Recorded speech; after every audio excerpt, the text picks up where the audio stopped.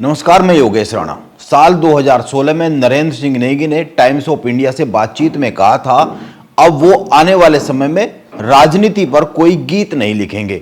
उन्होंने यह भी कहा था, उनका इरादा अब राजनीति से दूर रहना और अपने संगीत और गीत को चुनाव में राजनीतिक स्कोर तय करने के साधन के रूप में इस्तेमाल नहीं होने देना है। उत्तराखंड के बड़े लोक गायक नरेंद्र सिंह नेगी ने कांग्रेस की एनडी तिवारी सरकार और इसके बाद उत्तराखंड में बीजेपी की रमेश पोखरियाल निशंक सरकार पर अपने गीतों के जरिए निशाना साधा। नरेंद्र सिंह नेगी ने राजनीति से दूर रहने की बात की, लेकिन अब लगता है वो अपनी बात पर कायम रहने वाले नहीं है। वो अपना मन बना चुके हैं राजनीति को लेकर ही कुछ कदम उठाने का, क्योंकि ऋषिकेश में 16 जनवरी को जो हुआ, उत्तराखंड में बहुत से लोगों को तो उसकी उम्मीद नहीं थी जो हुआ। नरेंद्र सिंह नेगी ने एक बार फिर से राजनीतिक मंच पर अपने पैर रखे और ऋषिकेश में मेयर पद के लिए निर्दलीय चुनाव लड़ रहे दिनेश चंद्र मास्टर के समर्थन में एक कार्यक्रम आयोजित किया। 16 जनवरी को नरेंद्र सिंह नेगी ने ऋषिकेश में राजनीतिक मैदान में अपनी सीधी उपस्थिति दर्ज कराई। अब सवाल यह उठता है, नरेंद्र सिंह नेगी क्यों एक बार फिर से राजनीतिक मंच पर मौजूद हुए हैं? क्यों वो एक बार फिर से राजनीति को टारगेट कर रहे हैं? क्यों वो एक मेयर के चुनाव में अपनी सीधी उपस्थिति दर्ज करा रहे हैं? और क्या यह मान लिया जाए, आने वाले 2027 के विधानसभा चुनाव में अपने जीवन के 75 साल पूरे कर चुके उत्तराखंड के सबसे बड़े लोक गायक नरेंद्र सिंह नेगी सीधी भागीदारी निभाने के लिए कदम बढ़ा चुके? क्या वो 2027 के चुनाव में भी अपनी भागीदारी निभाएंगे? राजनीतिक तौर पर किसी का समर्थन करेंगे और राजनीतिक तौर पर किसी का विरोध करेंगे? यह सभी सवाल बहुत ही महत्वपूर्ण है, इसीलिए आइए बात इन्हीं सवालों के आसपास करते हैं। उत्तराखंड की जनता राज्य गठन के बाद से बीजेपी और कांग्रेस में से ही किसी एक दल को अपना भरोसा जताती रही है, चुनती रही है। नरेंद्र सिंह नेगी ने ऋषिकेश के ईडीपीएल मैदान में मेयर पद के लिए निर्दलीय चुनाव लड़ रहे दिनेश चंद्र मास्टर को समर्थन देने का जनता से आह्वान किया। यहां पर नरेंद्र सिंह नेगी ने मंच शेयर किया ऋषिकेश से निर्दलीय मेयर के पद पर लड़ रहे मास्टर के साथ। अब वो ऋषिकेश में कांग्रेस के बागी निर्दलीय उम्मीदवार के समर्थन में आयोजन कर रहे हैं, तो जाहिर सी बात है वो बीजेपी और कांग्रेस के खिलाफ चुनाव अभियान का हिस्सा बन रहे हैं। लोक गायक नरेंद्र सिंह नेगी मंच पर खड़े होकर जब अपने गीतों के जरिए ऋषिकेश के लोगों से संवाद कर रहे थे, उस वक्त उनके पीछे मंच पर जो बड़ा सा पोस्टर लगा था, उस पर निर्दलीय उम्मीदवार दिनेश चंद्र मास्टर का चुनाव निशान था, कुल्हाड़ी। यह छपा हुआ था, दिनेश चंद्र मास्टर वोट देने की अपील कर रहे थे इसी मंच से। दिनेश चंद्र मास्टर ने नरेंद्र सिंह नेगी का इसी मंच पर सम्मान भी किया और जनता से वोट देने की अपील भी की। इस आयोजन के पीछे मूल निवास भू कानून संघर्ष समिति का बड़ा योगदान रहा।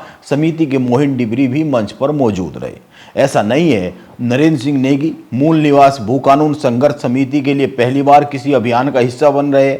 वो पहले भी देहरादून में आयोजित आंदोलन का समर्थन दे चुके हैं, लेकिन उस कार्यक्रम में शामिल होने के लिए नरेंद्र सिंह नेगी देहरादून तो नहीं पहुंचे थे, जबकि उन्होंने शुरू में कहा था कि वो देहरादून पहुंचेंगे, लेकिन उस आंदोलन को समर्थन किया था। इसके साथ ही बड़ी बात यह है कि वह जो आंदोलन था वो मूल निवास भू कानून और भ्रष्टाचार जैसे मुद्दों पर था। उसका सीधा राजनीति से कोई संबंध नहीं था। वह किसी राजनीतिक दल के विरोध में या किसी राजनीतिक दल के पक्ष में नहीं था।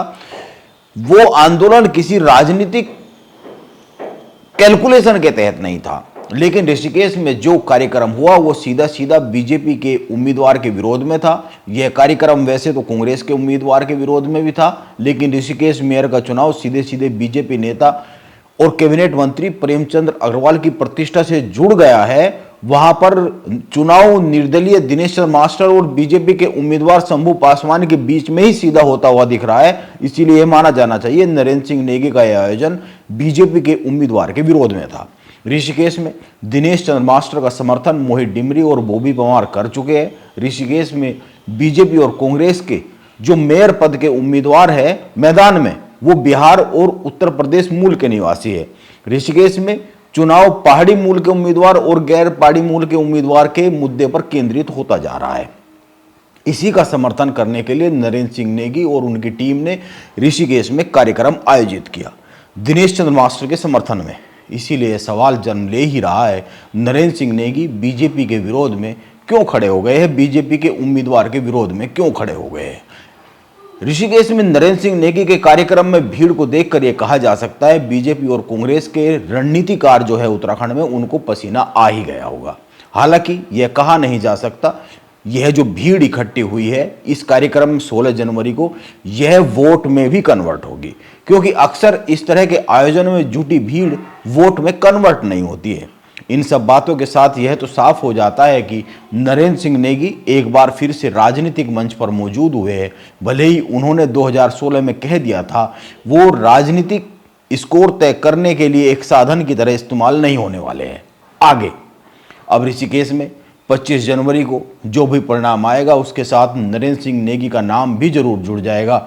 बीजेपी के उम्मीदवार की हार होती है तो ये कहा जाएगा ये हार नरेंद्र सिंह नेगी के कारण हुई है, लेकिन इसके विपरीत बीजेपी के उम्मीदवार की यदि जीत होती है तो इसके बाद हो सकता है कुछ सवाल लोक गायक नरेंद्र सिंह नेगी से किए जाए।